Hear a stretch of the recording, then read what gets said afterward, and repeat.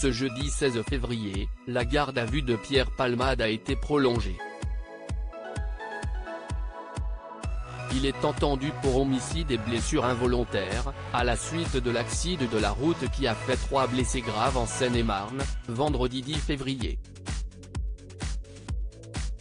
La garde à vue se déroule dans une chambre sécurisée de l'hôpital de Melun.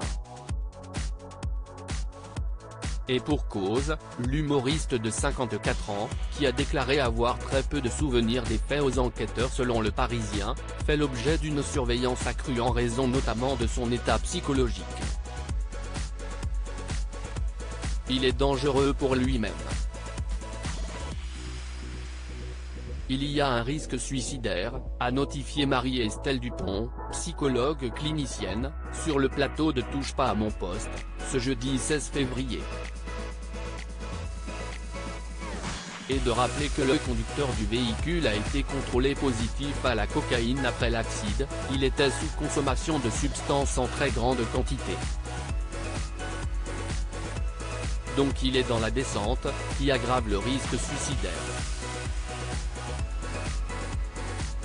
Selon la médecin, après sa garde à vue qui doit prendre fin ce vendredi 17 février, le très proche ami de Muriel Robin devrait être transféré avec une injonction de soins, dans un service de psychiatrie dans une unité fermée où il n'a pas de permission de sortie, en raison de son état de santé morale. Pierre Palmade, Muriel Robin, Michel Larocque, Véronique Sanson. Les femmes de sa vie. Pierre Palmade déjà triste avant l'accident? Par le passé, Pierre Palmade n'a jamais caché son addiction aux drogues. Après plusieurs cures de désintoxication, il aurait rechuté il y a peu de temps, après une baisse de morale.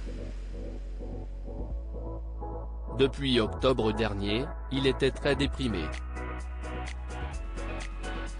Il s'était mis en retrait de son entourage et avait replongé dans la coke et les rencontres sexuelles via Internet, a indiqué une source bien informée, dans le nouveau numéro de Gala, paru en kiosque ce jeudi 16 février. Le comédien de 54 ans rencontrait également des soucis financiers. La fête H24 coûte cher et son compte bancaire est vide, a expliqué le journaliste Benjamin Lecoge dans l'hebdomadaire Paris Match. Ainsi, il avait pris la décision de mettre en vente sa maison secondaire, qui se trouve dans le village de Célie-en-Bière, en Seine-et-Marne. Crédit photo, capture d'écran C8.